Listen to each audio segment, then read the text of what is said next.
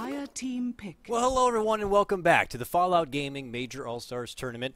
That's going to be taking place in Malaysia, the $100,000 base prize pool. That also is going to be crowdfunded by the purchase of your own ticket in the Dota store.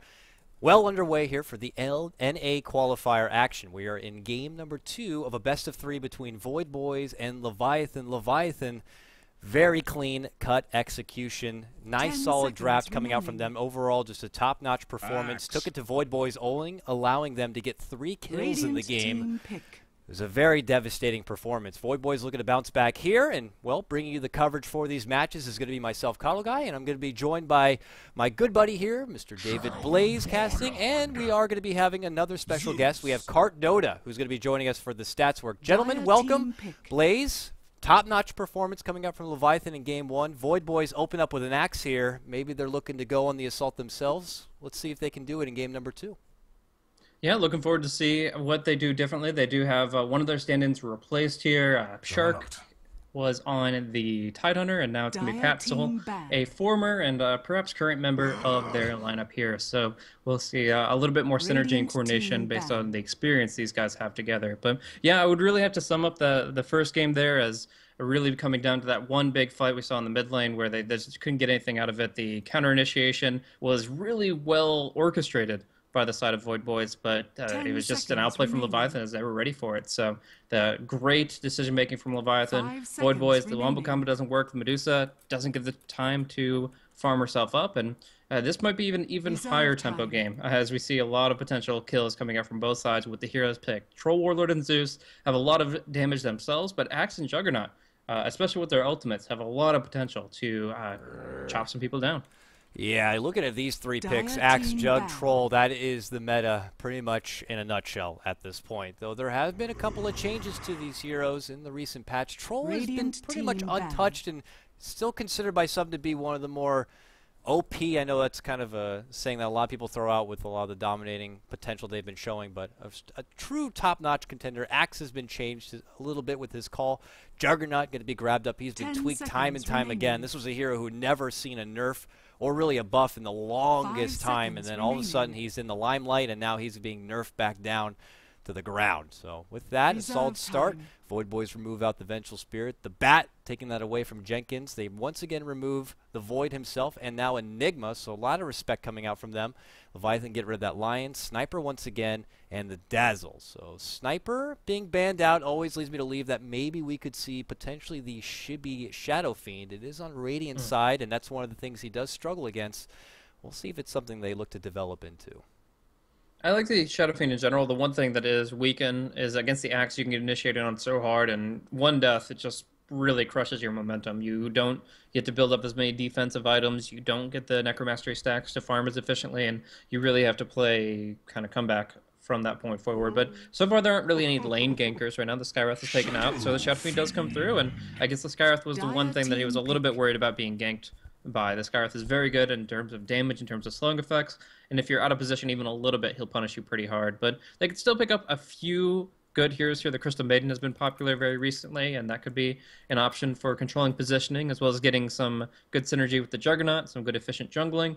Any good disabler, really, is going to be allowing them to gank the Shadow Fiend more often. The Cask can certainly contribute in that capacity. But beyond that, really cool aspect of Leviathan's lineup, especially their opener, is the global presence it provides. You get some global damage from the Zeus, you get the global buff from Troll. So one person can be pushing one tower, one person can be pushing across the map. And as long as you choose your battles carefully, you could turn any kind of like 2v2 into a double kill for your team, losing nothing because of the extra damage you get from people across the map. Remaining. And with that, as expected, that Shadow Fiend comes out early, minus armor synergy. In addition to the global you were talking about, options are there now for potential off-laner. They could enhance that global even further, get up something like your pesky little Nature's Prophet. But it's going to be an Earthshaker grabbed up as their 4th nab. Long-range initiation, great as a combo breaker, preventing any sort of early initiation or ganks that could be coming.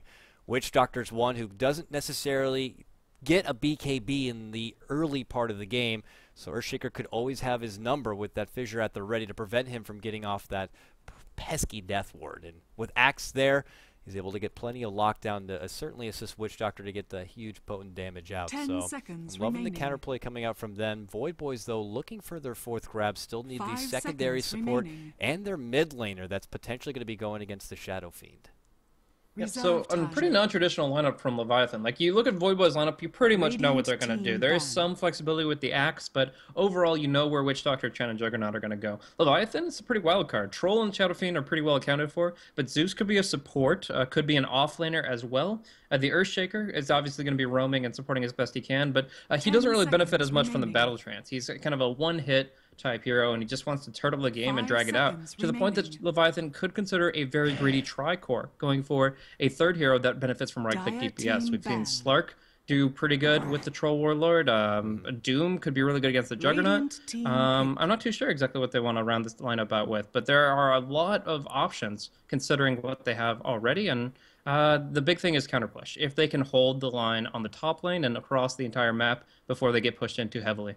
So Leviathan need to get that 5th pick here. It could be Jenkins' grab. They have good defense with the Earthshaker to help out with the Shadow Fiend if the early aggression does come out from Chen. Bounty Hunter is something that pops out to me. I love being annoying against those pesky 10 junglers seconds with the remaining. Bounty Hunter, but with the jungle harassment, that's more of a support category 5 for him. seconds Given that the remaining. Zeus could still kind of fit into a different position, I'm curious to see how they're going to look to round Reserve things out. time. They got 30 more seconds to do so. Their recent ban was getting rid of the Viper, maybe fearing that would be a devastating matchup for their Shadow Fiend there. So curious to see if they want to enhance that global even further, or if they're looking to kind of maybe add on top of that a Bristleback. If it is going to be an offlaner, wouldn't be too bad.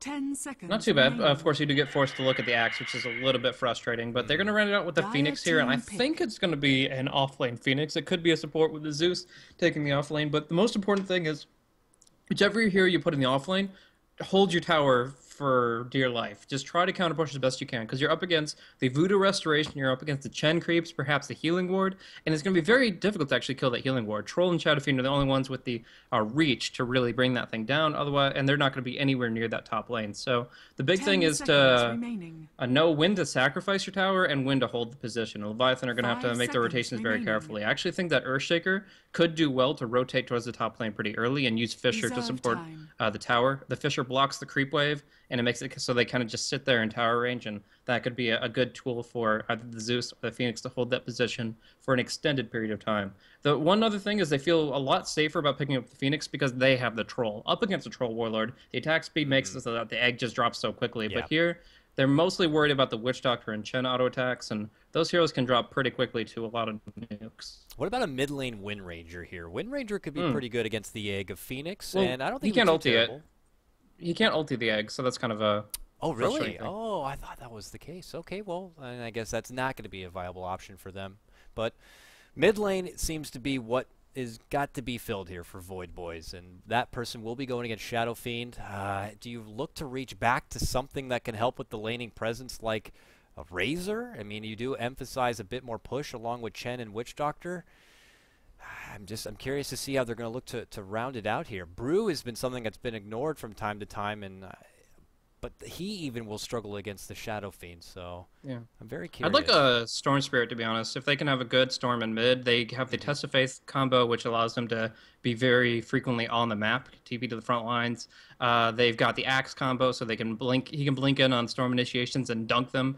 And in general, the Storm Spirit is just a hero that cannot be controlled by this team. Leviathan have absolutely no hard lockdown other than the Earthshakers, Fisher, and Aftershock stuns, and that's not always going to be in the right position against the Storm. As well, he has a pretty good shot at not only winning the matchup against the Shadow Fiend, or at least drawing 10 even, seconds but with remaining. one good gank from the Witch Doctor can actually get a kill. So that's the way I'm thinking, 5 but seconds obviously remaining. it depends on what they're experienced with in the mid. The Queen of Pain, not too shabby, Ranger but the at Wind your Ranger is going to be the service. pick, and I'm not going to say I'm 100% positive about that interaction with the Wind Ranger ultimate and the egg. I believe that it's like a tombstone. You can't do the ultimate on it, but I would not say that that's like canon. That's We'll not. get our answer regardless, I guess, this game to see. I thought I heard someone say that it does work, but I had personally not seen it. I had not seen this matchup yet personally, so we will get our answers here. If it is the case, it's a good grab, and though she might not be able to fare too well as far as CS going toe-to-toe with Shadow Fiend, with Wind Run, I'm sure she wouldn't have too much trouble getting picked off.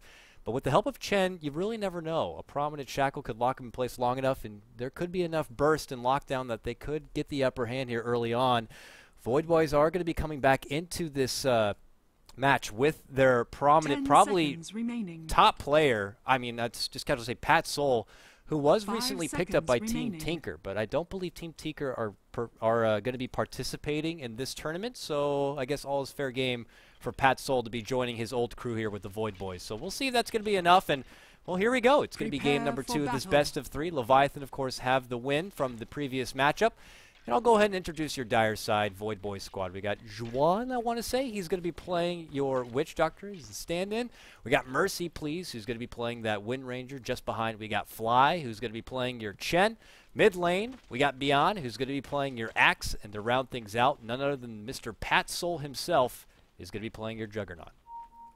Yep. And looking over the side of Leviathan here, it looks like it's going to be a Jenkins special here with the off-lane Zeus. He's going to go boots first here and already has a nice little ward in place that most likely will not be dewarded. This is a ward that you usually, unless you saw him place it, will not suspect. And although it won't actually scout the rune, although it won't block a camp, it will give him some valuable intel as far as where the Chen rotates. That's a very important thing. So he does have 2 sentries, so maybe he'll get lucky and take that off the table when he sees Zeus retreat a little too preemptively at some point in time.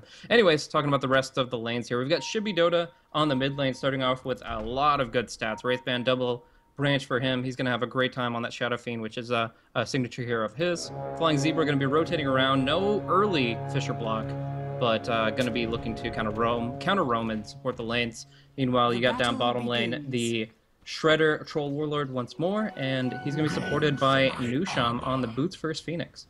All right, and with that, we're going to have a match underway. You could tell by the body language that Voidboys were kind of prepping in the jungle in case there was going to be an early aggressive movement. Leviathan, though, maybe fearing that their level 1 game wasn't going to be as potent. They didn't even want to bother. They reserved their wards for kind of the rune scouting and hoping that maybe they will see any sort of early rotations, because this Zeus could have a bit of a struggle in this off-lane get-up right now, going against Pat Soul and Juan on this Witch Doctor. The Witch Doctor should be able to zone him back pretty effectively here, but we'll see how it works for him. An immediate jungle coming out from the Axe, so dual jungling for Voidboys, and an immediate sacrifice of the off-lane allows Shredder to get a really nice early free farm.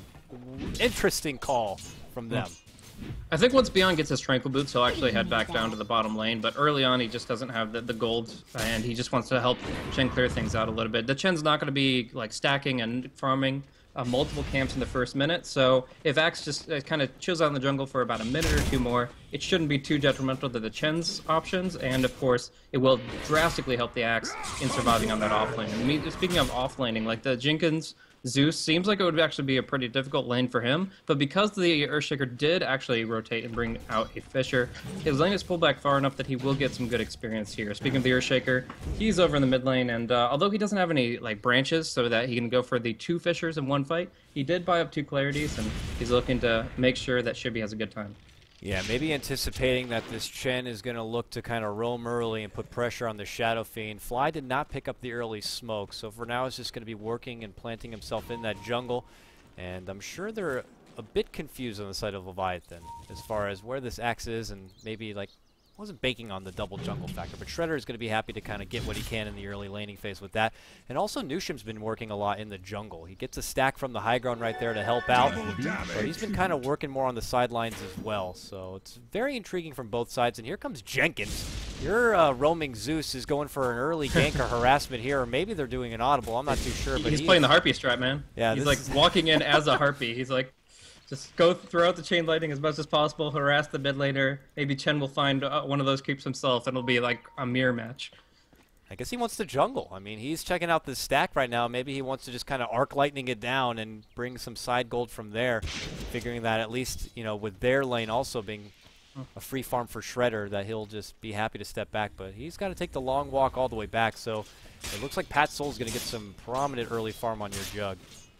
Yeah. One thing is, I think he just actually wanted to get the bounty rune, and then because he didn't have much mana, he just threw out what he had and headed back. And if you look at the lane creep equilibrium, you can see exactly why. Juan has an attack range advantage, a significant one against the Zeus, so he really can't trade hits and go get into experience range. He's being zoned out hard. He will go for a pull here, but Juan will stop that with his own body, actually. And Yeah, it's just going to be Jenkins to buy up his Soul Ring recipe, look to hold the top lane when it's being pushed out. And that's another drawback of not being able to put the ward on the pole camp, is that's going to keep spawning, and that's going to allow Yuan as well as Patzel to control that creequilibrium. Yeah, so Jenkins will kind of work with what he can. He's only at a little level 2. Your Flying Zebra, Earthshaker at level 1 as he continues to kind of scout out the mid lane. Fly on his Chen has been working more in the jungle, but bottom lane, they see beyond. They're moving on forward, trying to slow him down. Newshrim's getting involved with the Phoenix Shredder. Ready to go toe-to-toe, but the call's going to be there, hoping for the spins, but they're not coming. And with that, they're going to be the first strike. It's not technically your first blood shout-out, but Axe was brought down, and the gold will be split. And also, look at this, Fly. The smoke is going to be popped. Jenkins nearby scouts it out. Now the fissure. And Shibby tries to get in. Doesn't get off the raise quite yet. Bounty pops up. Jenkins takes it. And now he's going to shoo Fly away. Shoo Fly, don't bother me. So those are two very over-aggressive movements that have been punished pretty heavily from Leviathan. Of course, the Chen does not go down, but he's exhausting a lot of the mana for his early summons, and he himself didn't get the bounty rune. They will get the D-ward off with the help of the Witch Doctor, but the Axe really didn't need to die there. He went so aggressive, just running past the creep wave, looking for the big taunt play, but because the fact that he slowed his attack speed from the Fire Spirits, his miss chance is reduced because of Whirling Axes. He can't actually bring in auto attack damage to supplement the spins. It's just counter helix he's relying on there, and it's not always reliable, so he actually just feeds his life away completely unnecessarily, but he will at least get some good experience now that he can tranquil on the lane. Fly is scouting out Jenkins here. They want to make the dive. He doesn't have much mana to work with. And Newshrim does have a TP scroll. Could show up quickly to help out. But Jenkins is going to show himself in this lane, and Fly will continue to wait in hopes that maybe they push this lane down. Juan's going to look to help attack these creeps and try to get the creeps moved forward here. As Jenkins tries to slow them down himself, still with no mana. And here you see Fly creeping on forward. The creeps are going to be there at the same moment, and now he moves in. Long ball cast, the net, the stump follow-up. I don't see a rotation coming, so Jenkins will be dropped. And Voidboys get themselves on the board and even things up 1-1.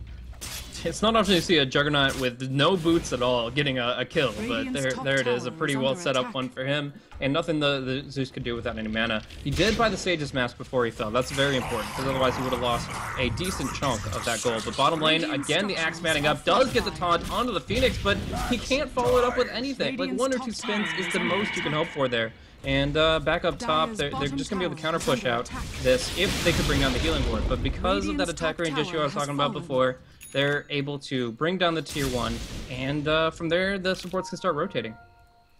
So with that, Zeus is just going to maybe have a little bit more lane potential to work with. I say that, though, but here comes Witch Doctor looking to creep in from behind. He thinks that Jenkins is still going to be nearby. Do they have vision on him? They certainly do. Jenkins has no idea. Patzel is just casually doing some CS. He's so close to level 6. He'd love to have that Omni, and he does now. Ooh, could be a potential grab, but mid lane we could see some action. They're making it go into Mercy, please. Fisher's going to lead things off. Shibby gets the raise, 1, raise 2, and gets it done. Back at top, though. Here we go. Witch Doctor shows himself. Cask, it's going to be too far from home. Patzel, can he catch up with just the boots? Oh, he can't get close enough. A pesky Omni/nerf, the range. He's not going to be able to get close enough to reach. And it looks like Jenkins will walk away with his life. Yeah, without the bounce, that's not going to happen. So Jenkins will be a little fortunate there, and he still doesn't really have a place to call home. Like, at this point, he might walk around and start trying to de-ward a little bit with Lightning Bolt, but as far as, like, finding farm somewhere, he just wants to move in towards level 6. He's not even to level 4. Shredder, maybe was looking for the Axe, doesn't find it, and yeah, I just, overall, like, the map is pretty spread out right now. Both sides are willing to play the farm game, as you can see by the hand of Midas on the Juggernaut, as well as on the Troll. And we're probably not going to be seeing too much action break loose until we start seeing better initiation tools. The Phoenix does have his egg, so that's something, but he needs to get his mana back up. And obviously the Axe is going to be looking for his Blink Dagger, but that's not going to be for another 8 or 9 minutes at the fastest. I mean, he does get that level 6, so the dunks are there at the ready in case he does get the upper hand. He could look to seal the deal and help boost himself a couple of kills to get that Blink Dagger, but he could also decide to go back towards the jungle. But here we go, smoke on the bottom lane. Voidboy's looking to go on the assault. Shredder seems to be the target here, but he already has reinforcements coming in from behind. It's going to be Jenkins, still level 4 though, doesn't have his ultimate at the ready, and now they make the dive. Cast is going to fly out beyond, rushes on forward. Can he get the call? He can. Maldek's going to be there as well. Shredder could be brought down, and with the help of Chen and his creeps, they do drop the troll. As he pops out the ultimate, Jenkins could be the next target. They want to make the dive, but Fly, eating a lot of nuke damage, will be very low. And, well, they are able to get beyond. What a shot from Mercy, please. The power shot connects from behind the trees, and they end up making it a 2-for-1 trade. Yeah, a little surprising that the Phoenix was uninterested in rotating there. Was definitely, I mean, would be looking at that situation and say, okay, can I contribute? But with his limited mana pool, there would be no usage of the Supernova. At best, just some Fire Spirits on some Icarus dive, and he made the decision that he just couldn't turn that around sufficiently. So Zeus walks away, as does Chen. But Chen's much better off right now. He's actually getting very close to his mechanism, and just about has the Hand of God, which, if you think about it, kind of counteracts the Zeus ultimate point for point. Absolutely. The little bit extra sustain will allow Voidboys to get a bit more aggressive here. Certainly a different playstyle than what we saw in the previous game. Certainly can test that too. Of course, Pat Soul being back into the mix here. He has found so much farm on this jug. He's about 5K net worth at this point, just before 10 minutes in. And with that Midas, he is going to be building in lots of levels and lots of gold pretty damn fast. For now, has the phase boots. We'll see if he goes right for the Mask of Madness there next, but he's got a jungle to work with, so he'll go there for now. And with that, we're going to see a bit of a calm right here. Shibby was involved earlier in that mid lane takedown, but I imagine he's going to be going for the Yules. He does already have the staff, and hopefully going for that, you know, R-click hero delete with the Yules follow-up that we've been seeing so much all through DAC. Now, some people look at the Juggernaut skill build post 6.83c and be like, okay, well, if they higher spells will provide less mana cost, why wouldn't you actually max those out? But 1-1 build is still extremely strong for the Juggernaut. It's mostly about increasing his strength and agility so that he can survive more with the healing ward. He can do more attacks during the Omni Slash because of the attack speed increase. And the mana cost is kind of like, as long as you're scaling stats, you'll have that intelligence. You'll have the mana to at least play around with your spells. You won't be able to like spam your healing ward and Blade Fury off cooldown, but generally speaking, a good player will be able to manage his mana effectively against that. So yeah, he's just gonna have to play it safe, and he could still very viably rush for that Mask of Madness. They want Jenkins. The cask is not gonna bounce, but he gets the net and the Maldek. Jenkins is in trouble. He just unleashes everything he can in the meantime. Nushim shows up, does not have the mana now for Supernova, and they drop down the Death Ward. He can't get off the mana, and he will be taken down. No second life, no second rise for this Phoenix, and it's an easy 2-for-1 trade. Another fight going in favor of Voidboys, and they even things up 5-5. Yep, so the Yule Scepter are going to be coming out for Shibby pretty soon, but that fight down bottom, extremely favorable for Voidboy if they want to try to continue to cement their advantage, continue to pressure Tier 1 towers. No Omni Slashes have come out just yet, but they still have such a significant lead right now with the Zeus. I mean, yeah, he gets his Trankles, but he just doesn't have as much to bring to the table right now. So, yeah, as you can see with the stats there, right now the level 1 ultimates, you got about a 32 heal advantage for the Chen, as there is 25% base magic resistance on all the heroes, and that just means that as long as the Chen has his ulti available for every Thunder God's Wrath, it's going to be mostly a net worth of nothing, negligible. It will be a 1-for-1 tower trade for both sides. The exact same moment, and that helps secure Shibby's Yules, so he's got it now. Typically up. Next would be your Blink Dagger to allow your Shadow Fiend to get right into the mix and go for pretty much any one-on-one takedown, regardless of who it is. Give or take, maybe the Jug could get off an Omni Slash. We'll have to see. Bottom lane, we're seeing contention for the rune. Ooh, very nice Shackle. Going to connect on Shredder right there on the one lone tree, the Roche tree, if you will. And here comes the help. That connects. Shredder's in trouble. Oh, it goes towards Jenkins and bounces back. And now Shredder's going to be taken down. Death Ward on top. The ult flies. They do get their own takedown on the Wind Ranger, making it a 1-for-1 trade, but that is your core troll for your mid lane Wind Ranger. And well, they also force out the egg from your Phoenix. Still not the best, but Yules? Yeah. Oh, there's the Yules. He's not going anywhere. They will end up making it a 2-for-1 with that support takedown. Leviathan, thankful for that because it was a questionable start. Yeah, Jenkins committing a cardinal sin there, bouncing the cask. He was outside the radius and walks right back into it. They do actually get a better kill than the troll, but as a result of it, like killing off the Wind Ranger is a pretty big deal right now. But if I was Shredder, I'd be pretty frustrated with my teammate there. Unfortunate. And I see that happen all the time in my pub play. You just cannot underestimate the coconut. So it's bouncing around, and with that, it helps secure the kill. So Voidboys now down 7-6. An early look at the net worth graph puts us at about square even as far as gold and even as far as XP. Much closer matchup so far than the last game. And Voidboys desperately need to throw together a win here to stay alive in the tournament. We're only looking for one team to qualify here in the NA qualifier and make their way towards the Malaysian LAN final. We'll have to see who's got what it takes here. But for now, I don't know if the Roche potential is going to be as potent for Voidboys in this one. Leviathan seem to always have their eyes out, and plus you got to consider the Zeus ulti at their leisure. It's not going to be an easy game to sneak in and grab that Aegis.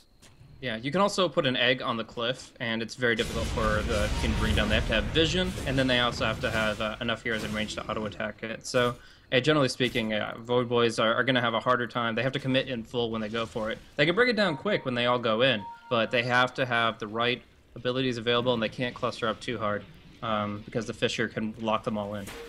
Well, they're eyeballing it now. They got 2 in. Plant down the sentry ward to see if there's any vision nearby. They will actually force out the Zeus ultimate to get an idea of what the hell's happening here on the side of the Voidboys. And you see them scurry on back and away. So a bit of timid action there near the Roche pit, but nothing really going to be coming out of it. Shibby returns to his casual farm. He's got about 2k gold, very close to that Blink Dagger, if that is indeed what he's going to be going for next.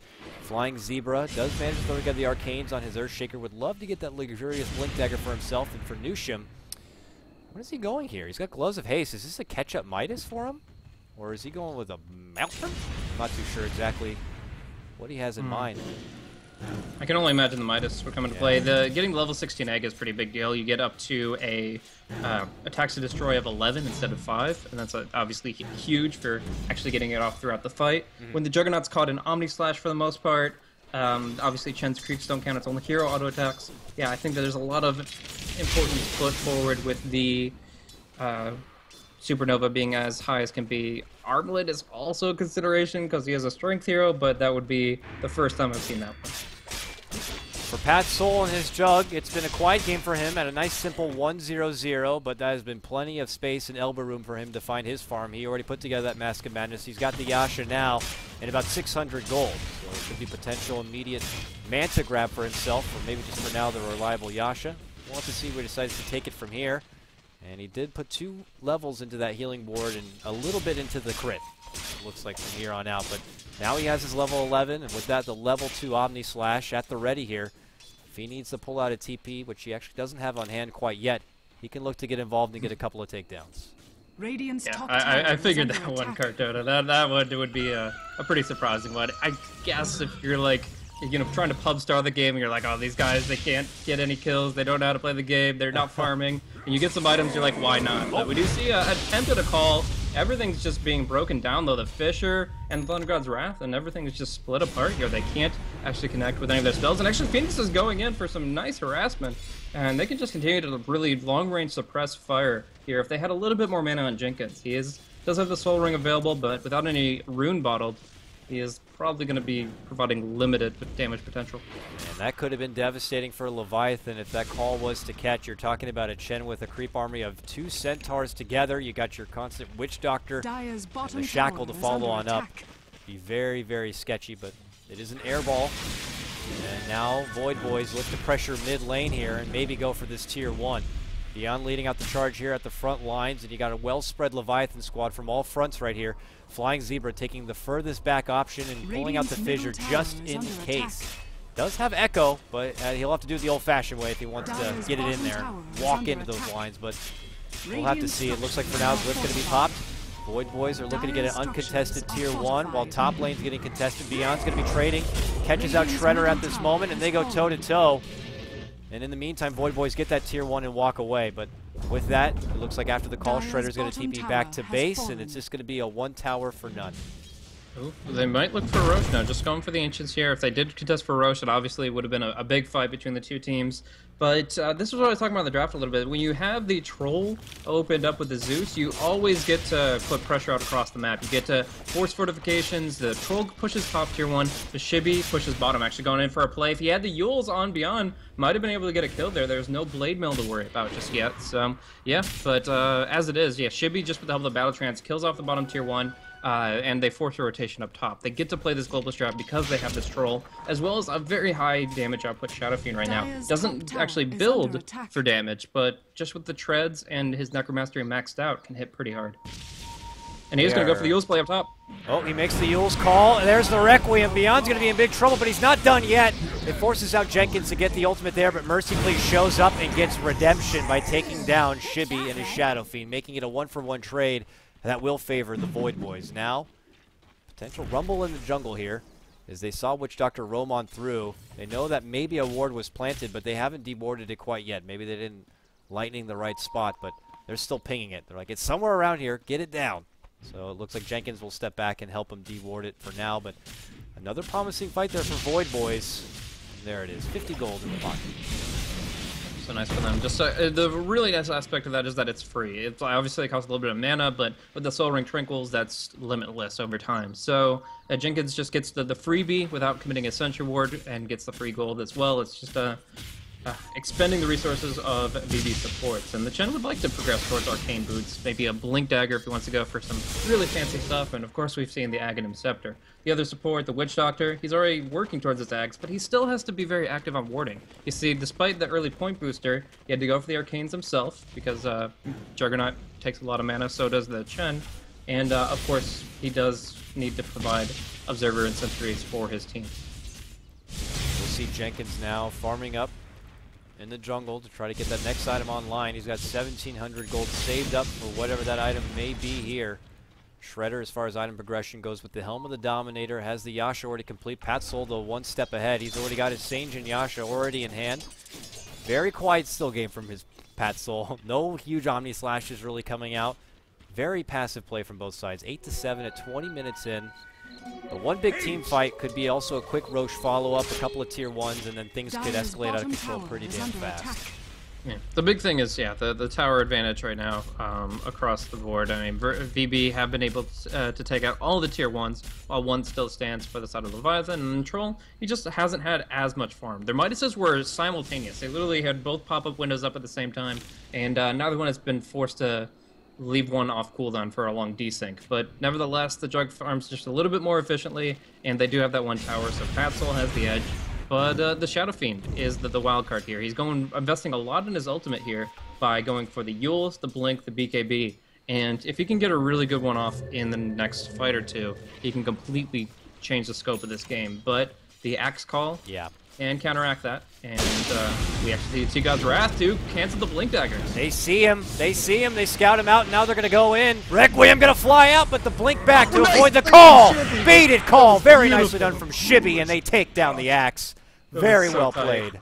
Oh man, the prediction. Obviously, the Axe has a panic button, but just walking in and faking the ultimate just allows him to play him like a book and like a fiddle. Like he just shows how he can really get inside the head of his opponents. We're gonna see some pressure put out for the Rush Pit. The creeps here make it very clear that that's what they're doing. They're trying to zone for the pit. The Pencil just can't take it fast enough, and this is just gonna be a feed of all the neutral creeps, as well as perhaps the Juggernaut. Axe will take into the tier 2, and they'll try to contest. Yeah, buyback now. They want to make sure they can try to secure this, or at least get a fight on top of Leviathan. Newsham's gonna have to step away. Still has the Supernova at the ready. Mercy Please and Pat's will go right back into the pit. The ward had been up for quite a while, and it will expire now. Jenkins moves in 30 seconds before he has the ult, but there's Beyond once more. He gets struck, and he's not going to be able to blink in. Shackle's not going to connect, but the power shot will hit. This is more time stalled. Pat Soul is getting that Roach down pretty damn low, and it will go down. Immediate pickup right there. Suture going to catch. There goes the Death Ward. Shredder trying to move on in to go toe-to-toe with the Witch Doctor. Gets it. Hand of God comes out, and they're able to finish off the Phoenix. He can't even get off the Supernova. And now Flying Zebra could be next up on the docket. Walks in Echo Slam, but it may be stylish, but the dunk on top is going to help seal the deal. Voidboys win this one. 2-1 trade for them and the Aegis grab. Leviathan now are going to be forced to run away. So this is just a tough position for Leviathan to be in at this point in time. Is if they can't get their big cooldowns off, which is the Requiem and the Supernova, they really don't have a team fight. And with the buyback of the Axe, they are able to secure. Wind Ranger, boom! See you later! Simple 1-2 punch with that Yules and Requiem, and, well, Leviathan managed to quickly get themselves back on the board with that. Yeah. And the tempo of this Shadow Fiend and the farm he's been able to acquire has been so much that the Blade Mail actually isn't an option at all. Like, even for the Axe, who very frequently builds this item. It's because the BKB is already up for the Shadow Fiend. He'll always be able to BKB right before he activates it, and that will prevent any return damage in terms of the Blade Mail. So the options that Voidboy can do is they can try to call him out of it, and they can try to use the Dark Troll Summoner to use the Ensnare on him. Those are the only ways they can cancel the Requiem, otherwise they just have to run, spin, get out of dodge. Easy smoke movement, they just cross paths with Beyond, and it is just muy bien for a sweet takedown. And 12-9 now, Leviathan walk away with another quick snag. So, though Pat Soul seems to be the dominant force in this game as far as individual potential, you're looking at Leviathan who keep finding these little picks, and you're going to be having your hands full with not just your Chibi Shadow Fiend, but Shredder's Troll is also going to be doing a number, and they synergize very nicely together, and there's only so much that one Pat Soul can do. So with that, Leviathan will just pressure top and try to get a tier 1. Yeah, so that should be easy fortification. They're going to cancel some Blink Daggers here and try to engage with this egg this time. There's the dive forward. Mercy Please could be in trouble. Sunray to fly on out. He still has Supernova. He can't get it off. He gets stunned and locked down with the Shackle. That's back-to-back deaths for your Phoenix without being able to get that second life underway. I mean, at that point also, though, they probably would have had plenty of right-click to take him down regardless, but just overall questionable positioning. Voidboys get their kill. They defend their tier 1, and there's even a sweet little DD at the top room for Mercy Please to pick up.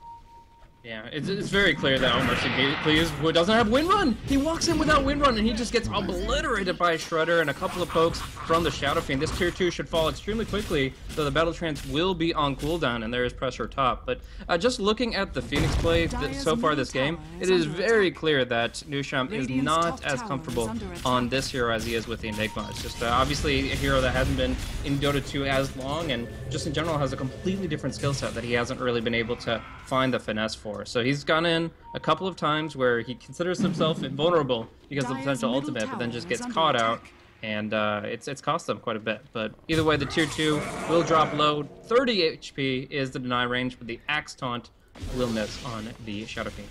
Yeah, I mean, it's enough to scare them away so they can't commit for the one extra auto attack to get the job done, and it's probably for the better. They threw out the Battle Hunger on the Chibi, but he was able to blink away before the first tick. He tried to catch up there, but the movement speed was just too much. And with that, the second call is gonna end up being a bit short. Voidboys won't be able to get a hold of them. They have yet to deny that mid tier 2 tower. Leviathan know that. Maybe they pressure this mid lane a bit and see if they can sneak it for themselves. But yeah, 13-11, and now the network for the first time this game slowly going towards one side, and that side being Leviathan. Yep, so the Witch Doctor will come up here and look for the deny, assuming he's actually looking at his tower. Yeah, the ping is coming in from the Earthshaker, but Witch Doctor should clear it out here. Or not. You know, top lane, we're going to see the taunt come through. Shimmy have a low BKB. Requiem will come out, but he doesn't finish it before he falls. Oh, man, oh, man. Bad timing. Shibby thought he can quickly blitz down that tier 1, but wasn't expecting the whole Voidboy squad to be nearby. Beyond just gets the easy blink in to lock him in place, and yeah, as you saw, just too much right-click damage coming out. He didn't deny it. He didn't deny it, he gets taken away. Shredder takes that tower, but he could be in trouble. That DD gonna be popped into the latch. Oh, it's dead. Deadsville for him. Maldic being there certainly helps seal the deal on that one, and though they get that tower, they lose Shibby and they lose Troll. Voidboys now can move in from the north here, and they could maybe add some pressure on this tier 2 tower. With help of the Chen army, it shouldn't be that hard. I'm not sure if that was a very smart bait or they just took advantage of the position of the Troll after the fact, but in the end, the tower does get finished off in the mid lane, but they're able to counteract with a tier 2 up top. So getting some good objectives across the map, really suppressing Leviathan's room to farm. Shadow Fiend pretty greedy for farm at this point in the game. Like, he has all the tools to move across the map quickly and to flash farm, but if you've lost all your towers, it's difficult to be in a position where that's a safe place for you to do it. Now, big force taunt coming in, but it's not going to be enough to pull a Phoenix out of position. Glyph available, don't want to spend it on that tier 2. Leviathan happy to wait a bit. Voidboys walk away with a couple of sweet takedowns and now a couple of tier 2 towers. And that net worth chart, what was once a small lead in favor for Leviathan, has just plummeted right back down towards the Voidboys side. And with that, they can wait out a bit in hopes that maybe Roche could be up in the near future. We're still going to be waiting about a minute and a half or so before we get to even see the new clock pop up. But this is looking like not as easy of a game for Leviathan this go-around. We'll have to see what their game plan is going to be from here on out. It looks like a BKB near complete here for Shredder. That would certainly help out, but once again, this is going into an Axe and a Death Ward. You really never know. Invisible Wind Ranger right on top of the Phoenix. So many shackle vectors right here, but he's waiting for backup. He's waiting for them all to be in the right position. Thunder Gods will actually reveal the Wind Ranger. Him through Invis doesn't damage her, but she will. Oh! Holy crap! No! Oh my god, he gets the egg off just in time. That latch was so unfortunate, but he's able to get it off, and now Shredder shows up and moves on forward. My goodness, they still harass a bit, but very thankful. The last second egg will save Nusham, and they just get the hell out of there. Shibby TPs back to the bottom lane to farm up. Wow, they are still trying to get away. Beyond wants to TP forward. Nusham has no Icarus dive, and this bird is going to be roasted. Pat Soul, mega kill streak for him. What was a quiet start of 1-0-0 has quickly become 5-0-1. Yeah, that was actually a pretty insane turn of events. But yeah, the Shackle, although it connects, they are able to pretty much render that ineffective with a full HP Phoenix, but just couldn't disengage fully enough. And Leviathan, they spread the map, they farm up on their cores, but they lose the Phoenix, which allows more pressure across the map. The Ancients are going to be stolen. The Tier 2 won't fall, which is actually pretty important because this is their last way of getting to the Roche Pit in a bad situation. Otherwise, they have to smoke to it, which in of itself is probably what they're going to have to do because that Roche will be spawning soon, and they need to get the jump on this Witch Doctor. Witch Doctor is 100 gold away from the Aghanim Scepter, and in the Roche Pit, that is just a disastrous thing to be up against. And I was talking about the cliff play earlier. If they had a Force Staff, and they do on the Axe, they could actually put the Witch Doctor on the cliff, and he could be another one of those individuals that can do things from out of vision that are so important to interrupt, either with an Earthshaker Fisher or maybe the Zeus can scout him out. So an Aghanim's now complete on Chen, and as you can see, a huge record for that. A lot of promise.